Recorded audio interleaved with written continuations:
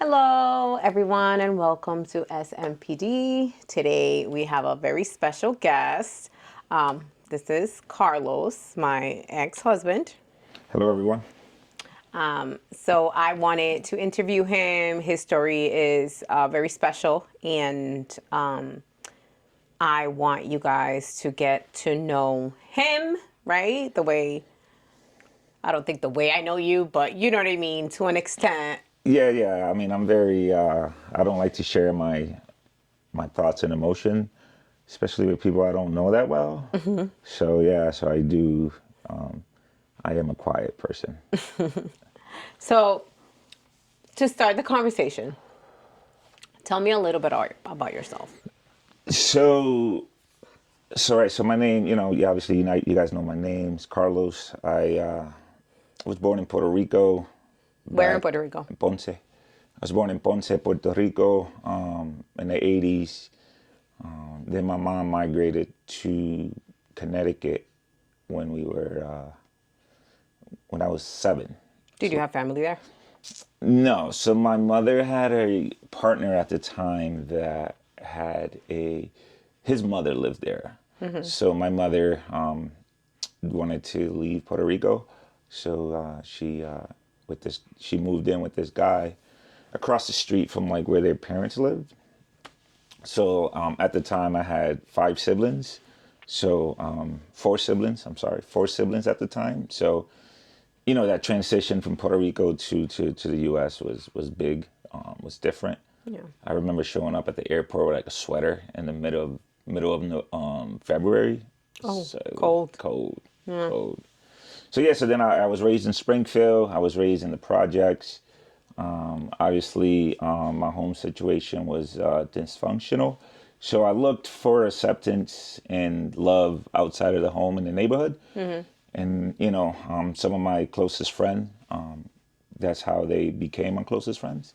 Me looking for that love, that support, and that friendship that I needed at the time. So then, fast forward, I was a father at 17. My daughter was born. She was born in 2005. I was a junior in high school. So that definitely threw a wrench in there for sure. While kids my age group were playing basketball, I had to go work.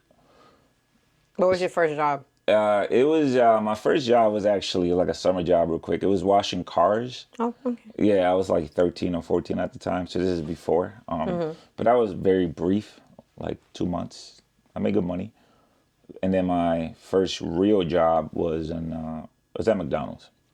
I think that's a lot of people's first jobs. I think that's critical. I think every child should go through that experience of like high stress customer service. I think Customer service for sure, yeah. that builds character and Patience. patience and resiliency. So yeah, so then I graduated high school, and then instead of going to college, I turned to the streets, worked, did a couple of stuff that I'm not very proud of, but you know, um, fought through all of that, and now I'm 37 and living in Worcester. Okay. What brought you to Worcester? Well, well, you brought me to Okay. Worcester, right? So you and I met online. We started chatting, and then we met and here in Worcester, and then shortly after we met, I think we knew that we wanted to be together, and I where I was living at the time, the lease was up, so I had to make a decision. So I decided to move out here with the host. With the host? That's funny. So the show is about single parenting. Yep. Tell me, what was your experience with your mom as a single parent, being in a household where you had so many siblings? So from my earliest childhood memories, I remember not having any type of supervision. Right. Okay.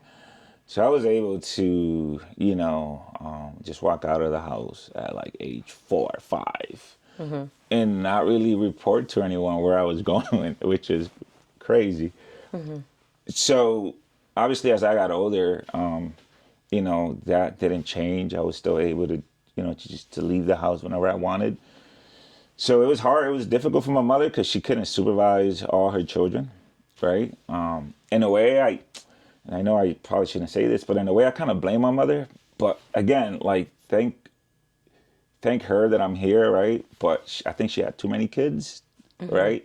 And I think that definitely played a factor in the quality of parenting that I received. No, you received. Okay. Yeah. Are you the oldest, middle child? Where do you stand? So I am the third child of so like the middle, like third of six, I'm the middle. So I have an older brother, Francisco, then my sister Bella, and then myself, and then I have a younger brother Johnny, another brother Valentin, and the youngest is Garrett. Okay. Tell me about something that you found was very critical in your childhood, like where you felt like you mentioned that your mom's having too many children Yeah, kind of cost low quality in the parenting. yeah. Is there anything that happened in your life or your siblings' lives for that matter where you felt like this could have been prevented had she been Oh, of course. So like even you being a parent, an early parent? so my mother, she would leave us alone a lot, right? Okay. So Did she have to work? No, she just, I guess, honestly, I don't know where she was going. I don't Oh, know. okay. Okay. I don't know. But she would just leave us at the house. She didn't work, right? We grew up in the system. We grew up on, food stamps, Section A, welfare, the whole nine, right? So in a way, I feel like I owe this state, you know, A lot of taxes? a lot of taxes, right? Because obviously, the state has taken care of my family and I. So, I'm proud to be able to provide, like, work and give back and pay taxes myself. That that money goes into helping other families that were in the same situation as I. So, but to get back to your original question, yeah, I think my mom should have been more involved, right?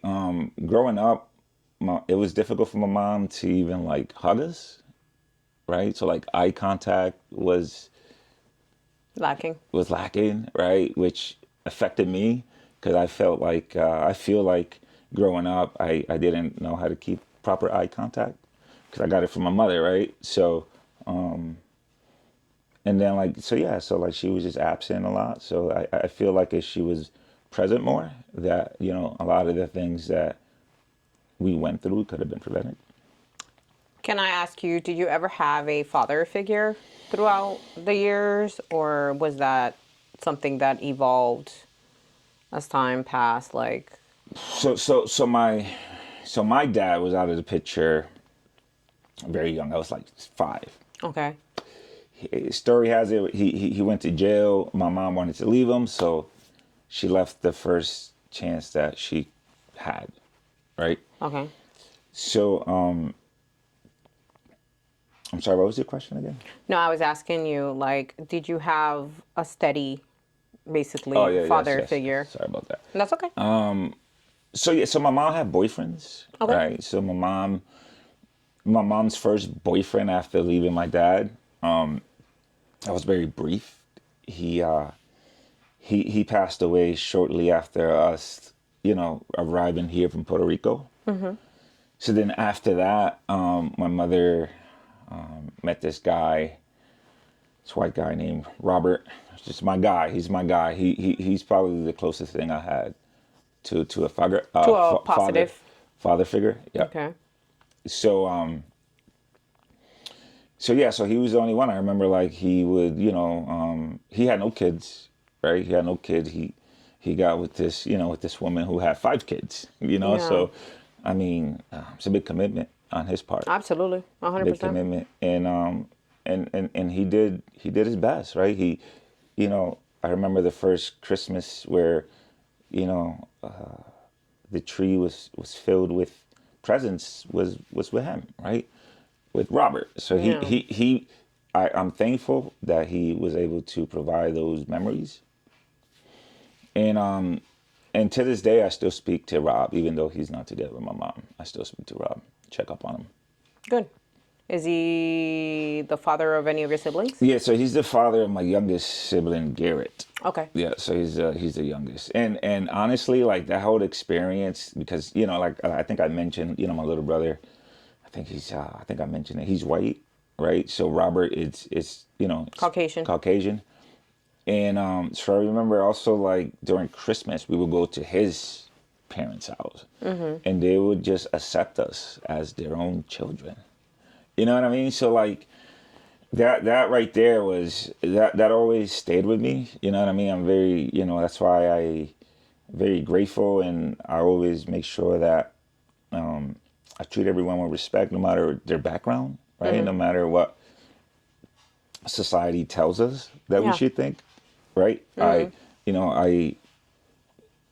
you know, think about my own experiences, and that's how I, you know, have my views of the world, not based off, you know, news outlets and stuff.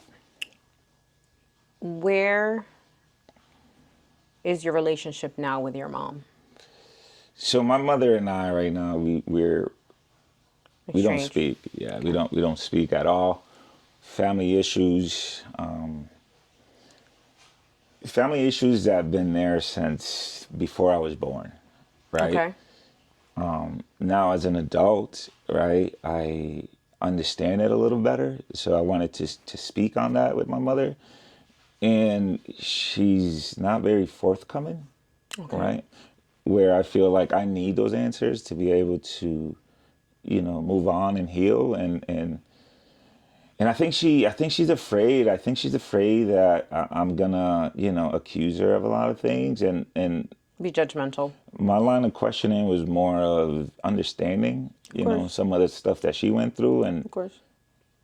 you know, those stuff led to things happening to, you know, my siblings and I. So like I was just like more of an understanding of like why did this happen, you Like know, things like what? things like neglect, a lot of neglect, a lot of neglect. Obviously, like I had a roof over my head, I had clothes in my back, food on the table. However, like I said, that emotional side wasn't there. Like my mother, it was hard for her to hug us. It was hard for her to look at us in the eyes. It was hard for her to, you know, teach us about life in general. Yeah. So, like in that sense, right? Like, so like yeah, we don't speak. I think it's going on probably a year and a half, maybe. About two. Yeah. So, yeah, we don't speak. Can I ask you, is there something positive that you see now from the way you were raised? Yeah. So, oh, for sure. Yeah, yeah, yeah. So my mother, she was pulled from school at the second grade, right? So Why was that? because my grandmother needed her to watch over her siblings and take care, And how you many know, were there? I think about four or five. Really, I think. Hold on, let me think about this. So it's Sandra, Robin, Tuti, Tata, Jimmy. So it was five, right? So my mom was the oldest of six, right? So she would stay. They kept her from school. She had to do like house chores and stuff. So, but anyway, so as you know, as she got older, we moved to the States. She didn't know how to read. Yeah. She didn't know how to write. So imagine a single parent with no literacy skills at all, Yeah. going into a country that speaks a different language than what you was taught. Very brave. Very brave, very brave. And then so I watched my mother throughout the years go to a public library to learn English. Right? So I remember like she would get on the bus, public bus, go to this library from like, I don't know, 8 to 4 or whatever, and then come home at the end of the day. And I looked at that and I'm like, wow, like she really, she really did what she had to do, right? Like she figured out that, there was an opportunity there to learn how to read and write because she knew that, she was going to need that to be able to progress in life. And I look at that now, and that pushed me, that motivated me to get my associate's degree, right? So I work a full-time job, and I take 2 online courses per semester at Quinsig. Okay. Is that what you're doing now? That's what I'm doing now. Yeah, that's what I'm doing now.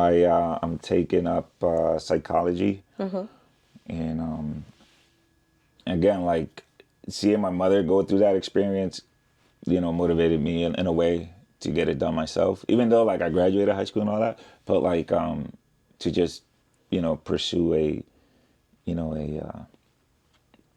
education career. Okay. I'm gonna have you let you have a drink. I've been shooting questions at you back to back, so I apologize. Yeah, that's it's nothing new. So you mentioned that, you were in a space where you lacked supervision. Yeah. Was there ever a time where you felt like you needed your parent to have, a sense of being more structured and stricter and like, Yeah. Yeah, I mean, there was times that I got caught doing things that I wasn't supposed to be doing at a young age. And it was just kind of like brushed over? yeah, it was just kind of like pushed under a rug. And so like I think those moments right there would have been, vital for her to step in and really teach me about, rights and wrongs and consequences and things of that nature. Yeah. And she didn't do that then. So I grew up thinking that, hey, whatever, You can do what you I want. can do what I want. Yeah, I can do what I want. Do you feel like, I know you mentioned your mom and her having to leave school in the 2nd grade to take care of her siblings. Do you feel like your mom had the right opportunity to even know what it was to be a parent? Absolutely not. Absolutely not. I mean, Okay. how do you expect someone with a 2nd grade education level to parent, Yeah. right? Like that just, no, I'm sorry. So, I mean, I kind of blame my grandmother on that one, right? And again, I had this conversation with my mother, and I had to try to have this conversation with my grandmother. Like, what happened? Like, why would you pull my mother out of school, in the 2nd grade? Like, was it really that bad? Like, Yeah. try to have that conversation with my grandmother. She wasn't very forthcoming, Okay. And again, like maybe I'm just being a little selfish there with, trying to get that information, and maybe they're not ready to speak about that, right? Like maybe those questions are triggering some type of past trauma that they're dealing with, For sure. right? So like I also have to be mindful of that as well, But I feel like as an adult, right, and making it very clear that I wasn't coming at them to try to judge them in any way. I was just, from my own understanding, and they still weren't able to be forthcoming. So that's my issue Yeah. with my grandmother and my mother. Have you, outside of the times that I know that you've tried to have the conversation, I remember your mom was here during your birthday, and I think you tried to have a conversation with her. Outside of that, have you tried, or has she tried to reach out to you and have a conversation with you? So the last time she reached out to me, I was in a car accident, I think last year, and Yeah, Caden. with Caden, right? Obviously we're safe. Yeah. Thank the Lord. Yeah. So she had heard about that that I was in a car accident, and she reached out to me to see if I was okay. But then that was that. I told her I was okay, and then hung up. So back to not talking Regular again. life, yeah. Yeah. Do you feel like, and this is going to be a tough question, I think. Do you feel like the way your mom and your grandma, them like withholding information, is that something that affected you and the way you behaved? Of course. So like, I grew up in a family that we didn't talk about our problems. Yeah. We just didn't. We didn't do that. We didn't try to come to a solution. Yeah. We didn't talk about emotions. Never. So yeah, so that definitely had an impact in my life because I was, molded into not talking about my feelings, Yeah. not talking about my issues, not talking about my problems. I figured those things out on my own. Yeah. I don't need your help because that's how I was raised. Yeah. Have you seen any changes in yourself? Absolutely. So I started therapy about maybe 3 years ago. 3 years ago, I started therapy. I started seeing someone about past trauma, past experiences, and whatnot. And that really helped me start the ball rolling, right? And getting things off my chest. But it really, my life really started turning in the right direction after I started reading. Yeah. Just reading books. Just started reading books on like self-help, emotional intelligence. And I struggle through these books. Like don't think I'm like, yep, I got it. No, sometimes I have to pick the books back up, reread certain chapters because I feel that, whatever I read in that chapter resonate with something that I'm dealing with in life. So like I Yeah. would go back to that. Yeah. So it's I mean, I encourage everyone to read and to look information up for themselves because, that's one way of really educating yourself and, motivating yourself to be better. So, being that when you met me specifically, I was a single mom, Yeah. right? And we've spoken about, being a step parent. Yeah. Have you found value, right, in being a full-time dad? I mean, understanding that you really didn't get to be a full-time dad with the girls, right? So like, how has being a full-time parent, right, helped you or not helped you, or have you seen anything like from your childhood that you're like, okay, I could apply this here? So, And that's a very loaded question. yeah, no, it's a good question actually. I'm just thinking about how to answer that, right? Yeah. Because when I think about my job as a parent, I think that there were many opportunities that I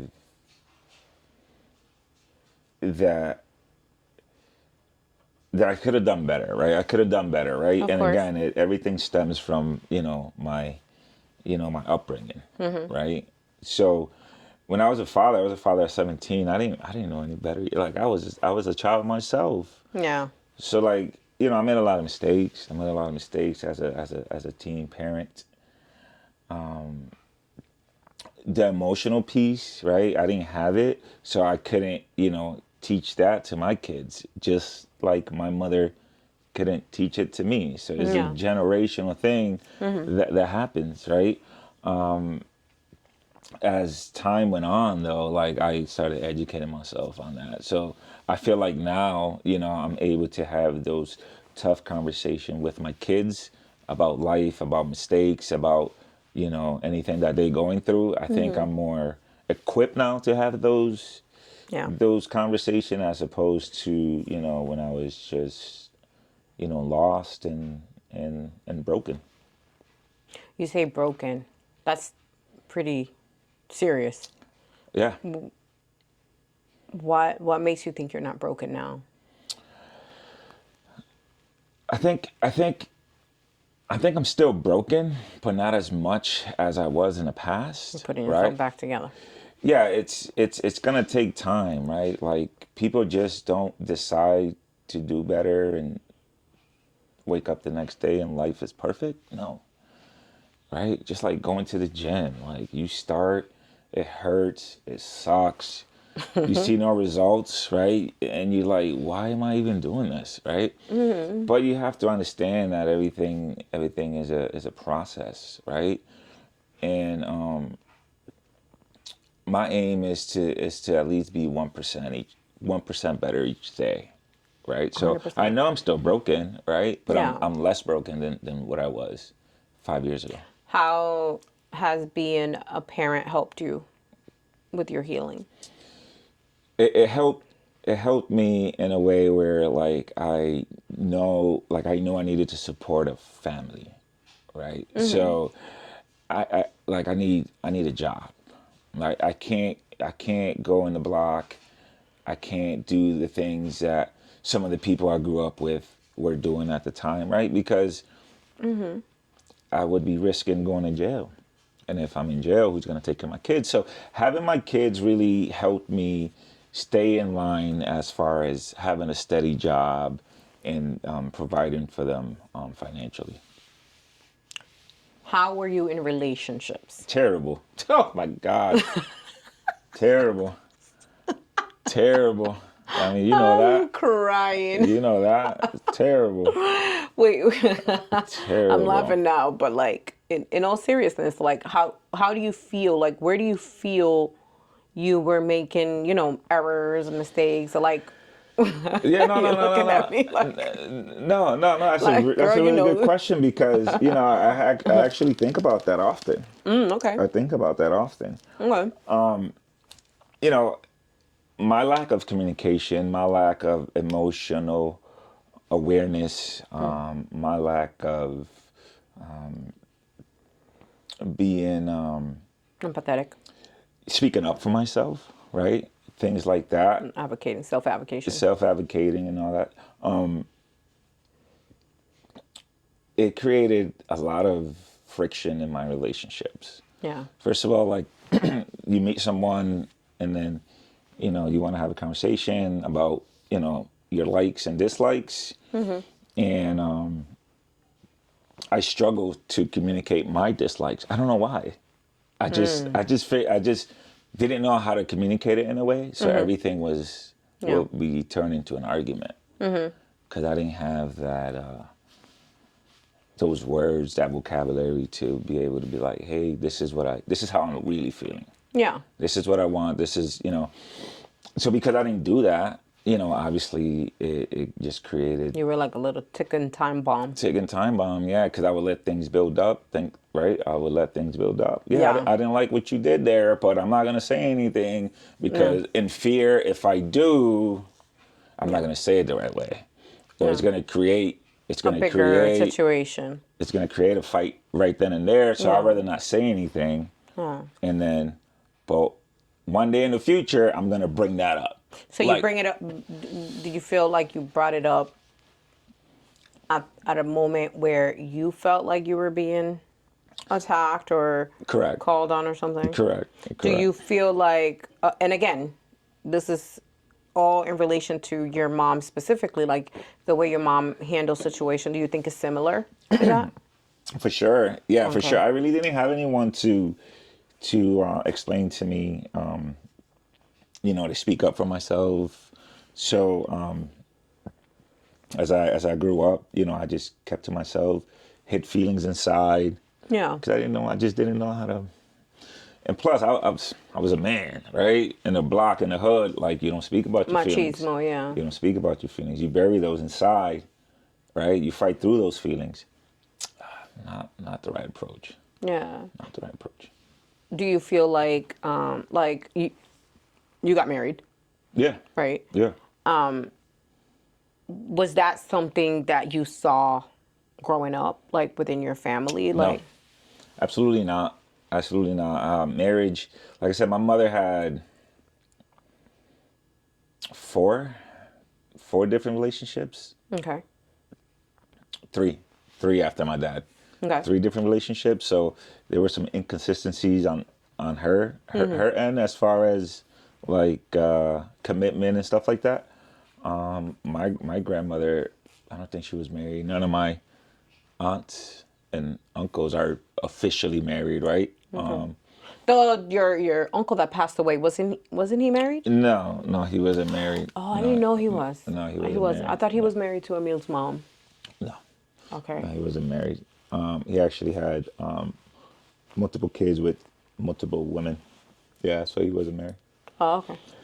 So, so yeah, so like marriage wasn't a thing. Marriage, like, right? So poverty obviously played a huge role in, my mom's ability to find someone to marry, right? And then, one thing I can say though is that as far as like my own personal relationships that I had in the past, I've learned from every single one of them, Of course. right? So I learned from my first one. I brought what I learned to my second relationship. I learned something there, and I brought it all the way until now, right? Yeah. Our issues and our marriage, I was able to learn from that as well, right? I was able to speak up for myself, right? You taught me like, no, talk to me, what's going on, right? It doesn't always have to be a fight. So that I've learned that from you. So nowadays, that's I try to, and I think I do a pretty good job at it now, trying to You do. self advocate for myself, self advocate. I think like from my experience with you and like being married to you for 8 years and like seeing your evolution, right? I feel like after you moved out, like you're more, okay, this is gonna sound terrible, less toxic Yeah, in the way you I was communicate. toxic. That was my middle name. Crazy. I was toxic, bro. I was toxic. Yeah, I feel you're- bad for all those girls. I feel bad. Yeah, I was toxic. Obviously, like it's all fun and games now, but it was bad. It was bad. Yeah, no, bad. it was. But like, I also see the efforts that you've made, like to self-improve. Yeah. And I also see like when I check on you, I'm like, are you okay? How are you doing? Like, you're more able to communicate. And not, I mean, talking about toxicity, the NBA might be, Yeah. that's a different conversation. But like, the reason why I brought up relationships, right? How do you feel your children, right, are going to look at you and behave in their relationships, especially Kaden? I think that the kids are going to look at what we went through Yeah. as two people fighting for love, right? And what I mean by that is you and I we had our differences, right? But we knew that we wanted to be together, right? So no matter what happened, no matter what you said, no matter what I said, no matter anything that was happening, like they realized that we will always get back together. Yeah. Right? We would always get back together, right? So in a way, I think that's good, but in a way, like I regret like the amount of like things that turmoil that they were exposed to, Yeah, I agree too. and but I feel like as two adults now, like we're able to have those conversations with our kids when they get older, right? When they put us on trial, right? Like, why did you do this? Why did you do that? Of course. Of course. We're able to speak on it.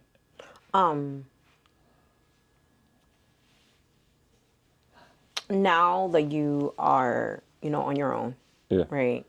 And you're going to school Yeah. and you're focusing on yourself and Yeah. you're doing everything that you have to do. Yeah. Do you feel like there is a space inside of you for forgiveness, understanding, like for your mom? I think I'm not there yet. Okay.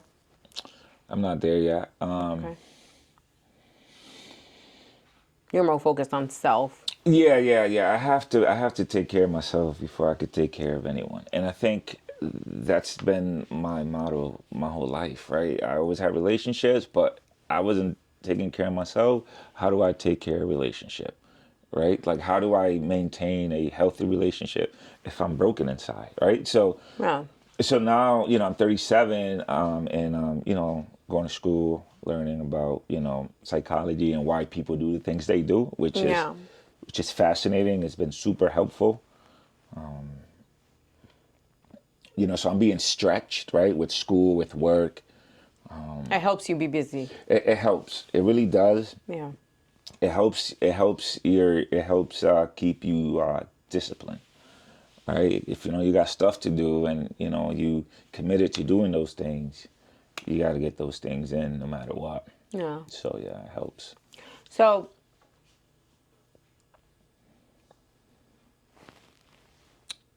where is your relationship now with your children? So my oldest, she's 20. Right? I was 17. I'm 37. Right? Don't say that. I want to cry. She's 20. She's going to be 20. She's going to be 20 in May. May. Next month. The relationship that I have with her it's not a stable one. It's not stable. So her mom and I, we, like I said, we were young. She was 15 when she gave birth to Ariana. I was 17. Yeah. So obviously we didn't know what we were doing. Immediately after Adi was born, like we broke up. Why? Because I didn't want the commitment of being with her. I just didn't want that. Like I said, I was young. I didn't know what I wanted. I wanted to have fun in school and Have other girlfriends. have other girlfriends, of Yeah. course, have other girlfriends. Yeah. So, and obviously that created a lot of Friction. friction and hardships. And my daughter she had a front row view of all of that. So obviously nowadays she's, her and I, we're not, like we speak, but seldom. Okay. What about your other children? So, so then obviously Caden, right? Yeah. He's awesome. He's the best step kid you could ask for. He doesn't really cause ruckus, right? I never heard you call him step kid before. Yeah. It's my first time ever hearing you call him Okay. step kid. Okay, I'm sorry. Well, my No, kid- you don't have to be sorry. I'm just saying my I've kid- never heard you Caden, call him. he's awesome. He's great. He's in a way, he's a little bit like me though. He's very quiet. He is. He doesn't really speak about his emotions, He doesn't. right? So I'm able to connect with him without even saying any words. I know that could sound kind of weird, but like I just know what he's experiencing because that was me. You've been there, yeah. I've been there. Of course. I've been there. So and then my youngest Gia, she's awesome. She's she's one that like her and I we talk the most. Yeah. I talk to her the most. She's sort of like a little best friend. A little broke best A friend. little bro best friend. She's awesome. She's the best. You guys always been close. I feel like Yeah, out of all the kids, Yeah. she's the one that she's Yeah. my favorite. ooh. Yeah, I mean, we all have those. We all have those. We all have I those. can't believe you just said I mean, that. we all have those. So just get that out there. All right. Yeah. I'm sorry, Kay. Sorry, Adi. But I can't lie. Like I think it has a lot to do with her personality. She has this like spunky personality, very like, well, Dad, let me tell you what happened. Like, like, I love that about. it's very intriguing. You're like, oh, tell me. You just tell want me to like more. hear her Yeah, talk all yeah, day. yeah, Like, for sure. she used to keep me up at 2 a.m. talking. But it was nice because it's a memory, right? Yeah. So it made it very easy to love on her. Yeah. For sure. Do you how do you feel you are now, like as the son of a single mother, right? Like overall, over all the trauma, which we didn't even get into, Yeah. over all the trauma, right? Did you see any value, and be honest, Any what? Any values? any value in being raised by a single mother?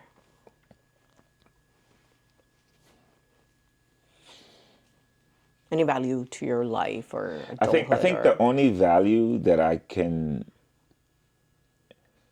say is that in a way my mother was very hardworking. Okay. She was very hardworking in a way, right? I mean, there was things that I thought you said she didn't have a job.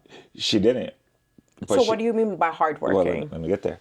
She went to school, and she raised 6 children, right? That's cleaning, Cooking. laundry, cooking, right? Making sure we got up to go to school, right? She did all those things and went to school, right? So like that's what I mean about hardworking, right? She was very Okay. hardworking Yeah. when it came to that. It's hard work. And one thing I'm super grateful for is that my mother didn't have any drug or alcohol problems, because the little bit of income that we got from the state, if my mother had a drug problem, Would have been worse. it would have been a lot worse. Because I remember she used to give me like $50, like to buy my school clothes. Like before school started, I would get $50. That was my allowance to buy a wardrobe for that school year. It was $50. It was tough. It was tough. But $50, I think back then probably could have gone a little ways, but it's still not a lot of no, money. it's not a lot of money. It's not a lot of money. And I remember like we would get money for the coats, Lo Chavo de Loco. Oh, we used to get happy when we I don't even know what that is. So like they would give us they would give parents money before the winter to buy their kids coats. So that was When you say they, you mean the state? the state. That's what I meant. Sorry, yeah, the okay. state. Yeah, so I that's didn't what even know that. Yeah, so I'm super grateful that my mom didn't have a drug or alcohol problem, because course. that's where that money would have gone to, that as opposed to clothing for us and stuff like that. Do So, you struggle with any substance abuse? for sure, yeah, I struggle with alcoholism. Yeah, I started drinking very young. It was accepted where I grew up. So let me back up. I'm Puerto Rican. So in Puerto Rico, people start drinking early. I'm probably sure they do it in other places as well, but I'm speaking about Puerto Rico, right? So Not everyone in Puerto Rico, just FYI. I'm just saying, but I'm just saying. culturally accepted. Yeah, Culturally accepted. I remember tasting beer, Yeah. but I don't think it was like something that like my mom was giving me like on a regular basis. Yeah. You know what I mean? Like But your mom was there. Your mom supervised you guys. my mom was definitely there, So imagine if she wasn't there, but right? my sister was. Also. Yeah. Right. Yeah. So I started drinking at like 13. Started getting drunk at 14, 15. And I never knew this. obviously as a man who well, as a child who didn't speak about his emotions and, had a lot of anger built up. Alcohol numbed the pain. So I got What pain did you feel? more of an anger that I couldn't, I couldn't advocate for myself. And so, which that caused many, many problems, but like it definitely led to alcohol and alcoholism. And yeah, and I would just get super drunk, wasted every time. I would drink to black out. Like there was no like drinking, No in between. no in between. It was like, nope, this is what we're doing. We're drinking until how many cases we bought? 3. We drinking 3. Yeah, it was bad. It was bad. Do you feel like alcohol is a problem for you now? I feel like alcohol can be a problem if I start falling like, all right, let me back up. I think alcohol will be a problem now if I start not being disciplined with the stuff that I have to do. I think what's helping me with alcohol is me Staying busy. me staying disciplined, me knowing that in order for a person to be, happy, mind, body, and spirit, right? And alcohol will fall into the all 3 of them, mind, body, and spirit, because it really affects all 3. It's called a spirit, right? Was there anyone in your family that has suffered from alcoholism? I think my grandfather, my mom's dad. Your mom's dad? But he died when I was young. He died of a heart attack. So, but he From alcohol? From drinking? From consuming no, alcohol? I don't know exactly what caused the heart attack, but I know that stories that I hear from my grandmother and my mother in the past that he did have an alcohol problem. I had my mom's uncle died from alcohol. All my friends that I grew up with all drank and assess In excess? since You've known them? since I've known them. Okay. Their parents, right? Okay. So it was just all over the place. It was just alcohol was everywhere, and so yeah, so that, and then obviously when I started drinking, it was to numb the pain, and I just got addicted. Okay. Do you stay away from alcohol now? No, Do you, being a middle child, right? And growing up, what role did you play in your household? so I so as the middle child, I looked up to my older brother, right? Francisco. Francisco. I looked up to him in a weird way. He was he was in a gang. He was in the Latin Kings. So I wanted to be in the Lion Kings. That's what my brother's doing. I want to do that, right? So, so then once I started getting into trouble early on. I was arrested at 12. I was on probation at 12, Okay. right? So what I was able to learn from those experiences, like I didn't want my younger brothers To follow your to footsteps. follow my footsteps. So like it was okay for me to get in trouble, but it wasn't like I looked at it like it wasn't okay for my younger siblings to get in trouble. Like let me do that for you, right? Like so that's what I being the middle child, I think that's what I And you didn't have that from Francisco? Like Francisco didn't try to keep you out of trouble? no, he was encouraging me. Oh, okay. He was encouraging me. And like I said, I was young. I think he's 4 years older than me. So five or 4 years older than me. So like, I wanted to be just like him. Now imagine if he was an astronaut. I would have been a fucking astronaut.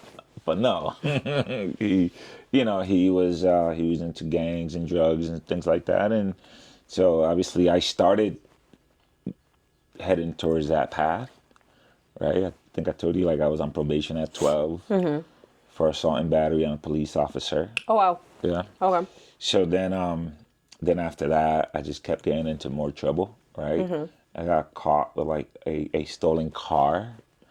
I crashed into this lady's who was my mom's friend at the time. 'Cause I didn't know how to drive standard, so like I crashed into her. So I was put back on probation for that, Yeah. and then I had to pay a $2,400 restitution fee at age 14. Where do I get that money from? Yeah. You know what I mean? So like I just had these hardships on top of hardships on top of hardships like my whole life, and alcohol was right there to help. I think when I met you, right? And correct me if I'm wrong, if I'm remembering this wrong, you were actually in the process of paying off like some issues that you had going on. So you know, a lot of my trouble with the law, alcohol definitely played a role, right? So like back in 2016, I was working in Pennsylvania, and what's weird? It was April 16th, 2016. So like literally like A few days a ago. few days ago, 9 years ago, Yeah. right? I got caught, and I got a DUI in Pennsylvania. I was I was arrested, and I was kept in jail for 7, 8 days because I was an out-of-stater, and they thought that I was going to flee, that I wasn't going to face the Come back. charges. Yeah. So they kept me in jail for 8 days until I saw the judge and I was arraigned. So like when you and I met, right? I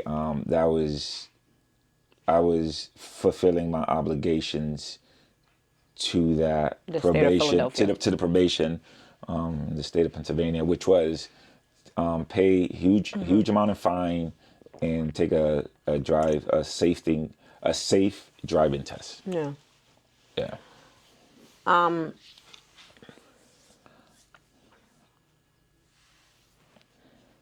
Everything that you've gone through life, like I know your full story, and not everything's being spoken about, right? Yeah.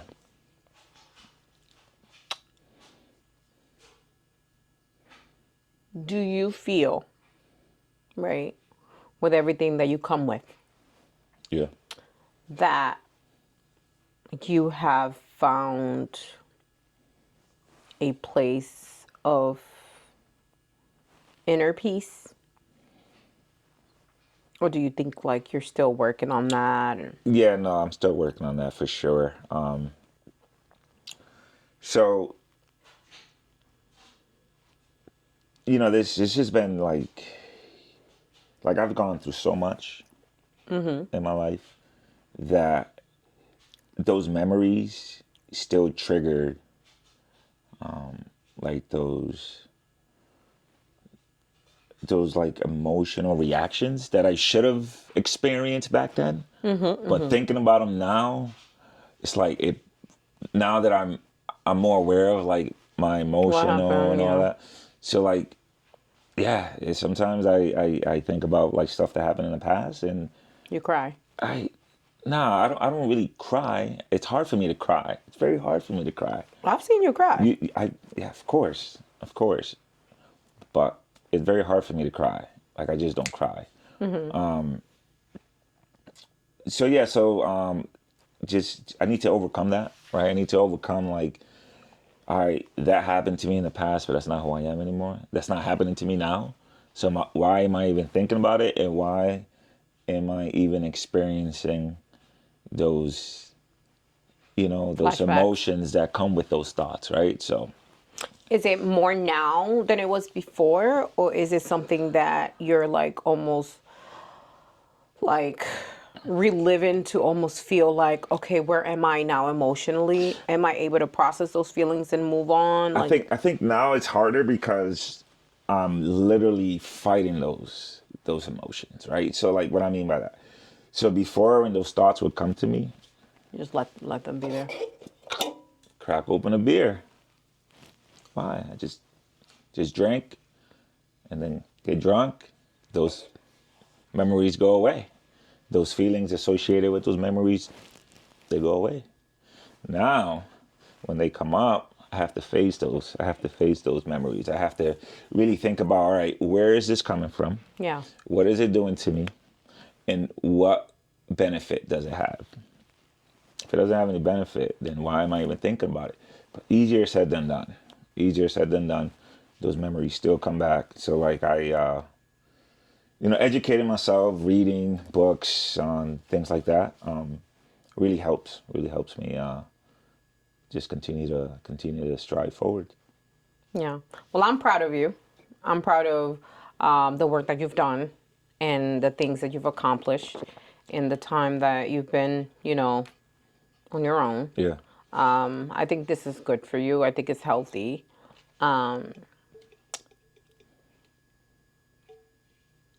I feel like, your situation with your mom and your family, because you're not talking to practically the majority of your family, right? Yeah. So the majority of my family, like I said, right, when we were younger, we didn't really speak about our problems. Yeah.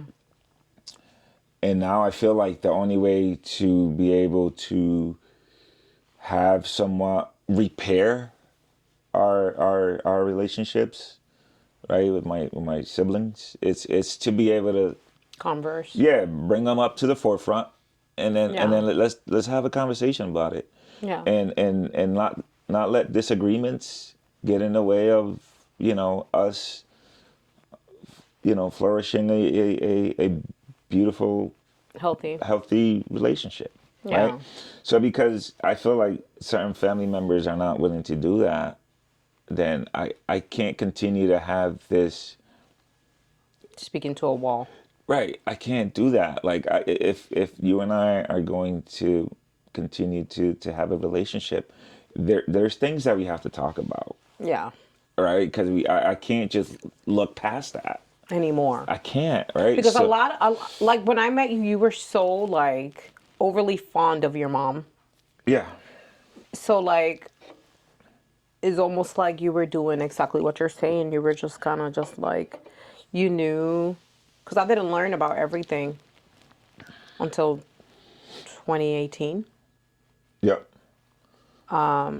So like, and even after you told me, like you were still very much like interacting and like I felt like you were the person in your family that kind of kept everyone together.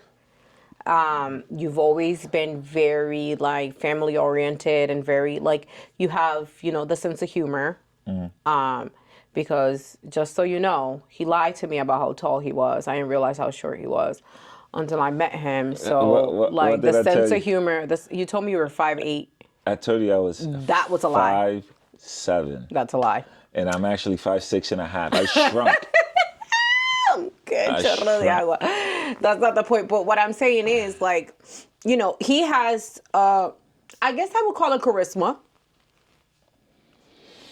I can, right? So like I would built call it that. charisma. So like I built that though. So that's, You think you being a clown was a protective? yeah, for sure. Like when I got into these like spaces where like I felt like lonely, or I felt like depressed or stress or anxiety, I would turn to comedy. Right? I turned to comedy, right? The Office. One show in particular was The Office. I love that show. That show helped me get through so many difficult times in my life. And in a way, I feel like that show held me back because I was like investing all this time into the show where I could have been investing it in my self growth. Self help, yeah. But like I didn't know, right? So like if so, comedy was it. Comedy helped me, get through these tough moments in life, and I was able to be sort of a clown myself to try to lighten the mood when things got uncomfortable for me. Yeah. Yeah. So nowadays I want to be funny, but sometimes I can't go down that route. I think I see that in you now, where you're not as goofy and like your joking self anymore. But I still get glimpse of it. Like there's still sometimes when you'll like say something like funny or whatever, like, oh, there he is or whatever. But I think I think it's good. I think it's good that you're able to kind of disconnect reality, right, from pacifying yourself. You're like more willing to face reality and Yeah. not like, well, I just want to be happy and comfortable, so I'm just going to, watch Michael Scott. Yeah. Michael Gary Scott. Oh wow, his Yeah. middle name. Yeah. That's pretty intense. Michael Gary Scott. Wow. Okay. But it's I saw it. I saw a lot of your pain. I saw a lot of your struggles. But I think I wasn't really able to get through to you. I think it was it was difficult because it was coming from me. And I think when you are in a marriage and egos are involved, it may feel like, well, why are you telling me this, and why are you being critical of me, etc., or whatever. Yeah, my guards are up. Yeah, I get defensive. exactly. Yeah, Exactly. for You sure. get defensive and things of that sort. For But sure. I think there's beauty in understanding that we are perfectly imperfect, right? You've been able to, I think, and again, this is from me looking, you've evolved over the years a lot. Because even before you've slowed down in your drinking, like there was glimpses of changes like that you've made for yourself. Yeah. Because I saw you trying. I saw you trying to be better, and I saw you trying to be different. Yeah. Because I mean, I've always saw the difference between you and your family members. Like, Yeah, and very big difference in the way you handle situations, the way you're more driven, to say the least. Like, you're very like, when I first met you, you weren't. no, I was You lacked a comfortable. lot of ambition. I was comfortable. And you were complacent in the space that you were in. And when I met you, like I felt a little uncomfortable. I'm sorry, like because I was just like, like, because I was never. I am definitely not a complacent person at all whatsoever. Like, you know how I am. Right. So, it made me feel very uncomfortable because I felt like, is this gonna be a situation where I'm gonna be carrying everything? You know what I'm saying? Like, but you've done, even the supervisor position, like you didn't want to do it. Like, even though you had all the skills, Yeah. it's like fear, almost like you were afraid or something. Yeah, it was feared. It was feared. It was like I said, I like to be comfortable. I didn't like to be uncomfortable. Yeah. I didn't like that feeling, right? So I've learned to be comfortable being uncomfortable. You just have to, in order to grow. There's no growth in Sure. in comfortable. Like obviously, like right now, like school, like I'm being stretched, right? That's an uncomfortable feeling for me, I know. right? It's at work, right? I'm trying to get promoted. I have to, all of the supervisors around me are, doing one thing. I have to stand out. I have to be different. That is uncomfortable, right? Because now you have to be more disciplined, No. right? So I just learned that being uncomfortable, it's a good thing. It is. Yeah. It is.